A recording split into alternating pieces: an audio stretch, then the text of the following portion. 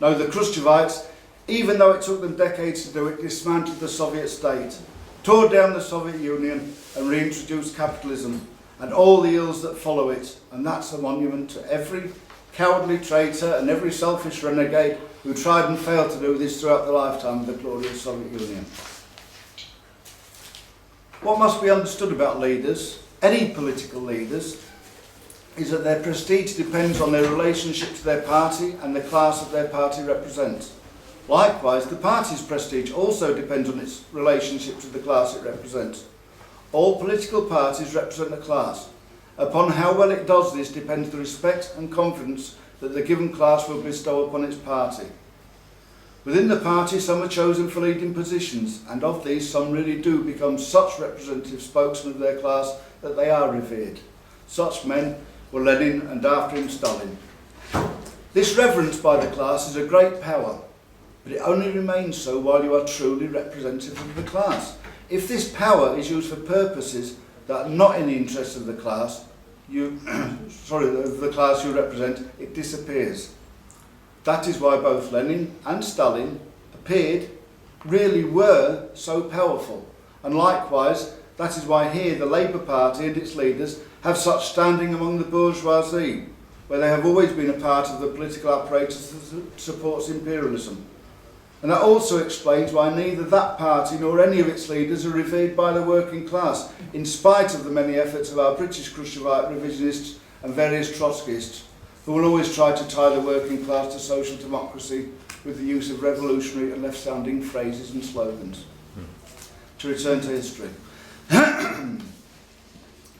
When the slanderous lie that was Khrushchev's secret speech was made, it left international communism reeling. This was coming, after all, from the General Secretary of the Communist Party of the Soviet Union, a party revered by international communism for everything it had done and stood for, the party of Lenin and Stalin. And so, it was to some extent understandable that the great majority of individual communists and parties, some only temporarily, as to be admitted, went along with it. To their eternal credit, the parties of Albania and China questioned not only the demonisation of Stalin, but also the first steps of revisionism in leading the USSR away from the path of Marxism-Leninism and into the clutches of the waiting imperialists. At that Congress in 1956, along with the attacks on Stalin, the Khrushchevites came up with two erroneous propositions which run counter to Marxism. First, they claimed that because of the cohesiveness of society in the Soviet Union and the success in building socialist industry, the Soviet state had ceased to be a dictatorship of the proletariat. It had become a state of the entire Soviet people. Along with that, they put forward the idea that precisely for that reason, the Communist Party of the Soviet Union had ceased to be the Communist Party of the proletariat, the vanguard of the proletariat. It had become a party of the entire Soviet people. Anyone with even a cursory knowledge of Marxism-Leninism would understand that these propositions are entirely wrong. The hallmark of a communist is not the recognition of class struggle. The hallmark of a communist is the recognition of the necessity for the dictatorship of the proletariat to exist. Not the dictatorship of any class, but the dictatorship of the working class, not for one day, 1 year, 1 decade, but for the whole historical epoch, separating the higher stage of communism from capitalism. For without the dictatorship of the proletariat, it's not possible to prevent the restoration of capitalism at the hands of classes who have lost their paradise, who do not like working, who do not like the common herd giving them orders. You need the dictatorship of the proletariat to prevent the restoration of capitalism. You need it also to build the socialist society and lead it in a direction not back to capitalism, but forward to the higher stage of communism. Without that discipline, that's not possible. Marxism teaches, and historical experience confirms, that it is not possible to maintain the dictatorship of the proletariat without the party of the proletariat leading it. That party is needed to guide the activity of the dictatorship of the proletariat. The dictatorship of the proletariat is not something amorphous, not something that you can say, there on that wall sits the dictatorship of the proletariat. The dictatorship of the proletariat is a whole system of class alliances whereby the working class exercises its leadership in suppressing counter-revolution and leading working people in the direction of communism. by liberating themselves from old prejudices, old habits of work.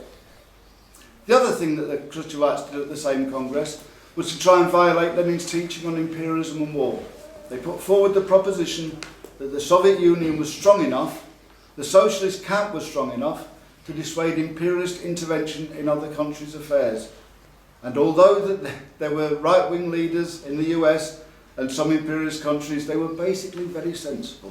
Eisenhower and Kennedy were routinely described as sensible people who worked for the peace of the world. This was at the same time when the Khrushchevites were subsequently attacking the Chinese and Albanians for being warmongers, mad people who wanted to start a nuclear war between the United States and the Soviet Union. In putting forward this idea, they distorted completely the Leninist line of peaceful coexistence between states with different social systems. Lenin said it was perfectly possible for the Soviet Union and the capitalist countries to have peaceful coexistence in the sense that we will not wage war on them because they are capitalist, that we have no intention of attacking them on the condition that they do not attack us. But it did not in any way prevent the Soviet Union from supporting the proletarian and revolutionary movements in Western Europe or the national liberation movements in the vast continents of Asia and Africa and Latin America. Support for the national liberation and proletarian revolutionary movements was not inconsistent with the line of peaceful coexistence in foreign policy, according to Lenin. What Khrushchev did at the 20th Party Congress was to basically say that peaceful coexistence, or rather his distorted version of it, meant everything.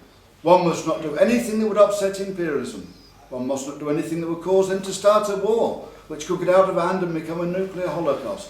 One mustn't give unstinted support to the Vietnamese, because that could upset American imperialism. One mustn't support any other national liberation movements. This policy, the Khrushchevites said, must constitute the general line of the international communist movement. Taken to its logical conclusion, this in essence amounted to excluding from the general line of the foreign policy of the socialist countries mutual cooperation. Because if you cooperate with each other, you too might upset or annoy imperialism. It amounted to giving little or no assistance to the revolutionary struggles of the oppressed peoples and nations in their efforts to free themselves from imperialist stranglehold. And this was Khrushchev's so-called policy of peaceful coexistence. The Chinese and the Albanians correctly opposed that. The only people who supported that were, of course, the Khrushchevites. In the end, to resolve matters, a couple of international conferences were held in Moscow in 1957 and 1960. As a result of the 1957 conference, a declaration was adopted, and as a result of the 1960 meeting of the International Communist and Workers' Parties, a statement was adopted.